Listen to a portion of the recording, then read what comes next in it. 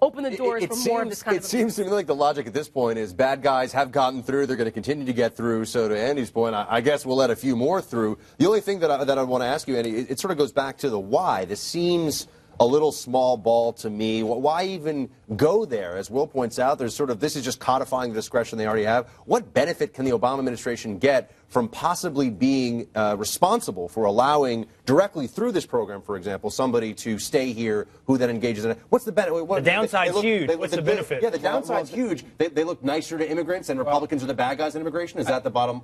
Charles. I was going to say, I think on the question of why, you have to remember, and I know Con has sort of been involved in this as well, we're talking about immigration a lot, is there is a latent view on the left that there is some sort of global right to American citizenship or immigration, that it's not a choice that the government could make. They could close the borders completely, they could set whatever rules they like because it's up to the people, but there's some sort of right that needs to be respected. You hear this from Eric Holder when he talks about the border and he says, well, it's their civil rights to come and live in America. Well, no, it's not. But once you think that, of course, you would start going down this road because you say, well, we can't deny people, you know, their right to come here without a good reason. But really, I mean, in the past, as far as I understand it, America has just blanketly said to people, if you were involved at all with Nazis, for example, it says so on the immigration form, you can't come in. There's no maybe this, that, or the other. Here's a big problem, though.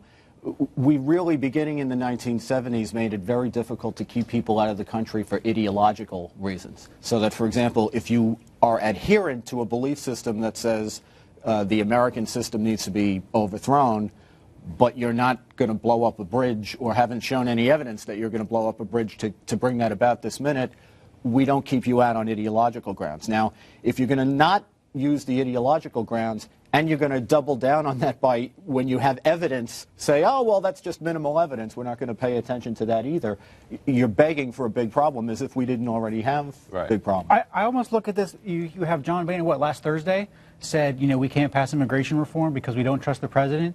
And then he doesn't this. How does this build any type of trust? Oh, it doesn't. I mean, it's just clear here. I mean, they not only is this an asinine policy, but on top of it, they circumvented Congress again.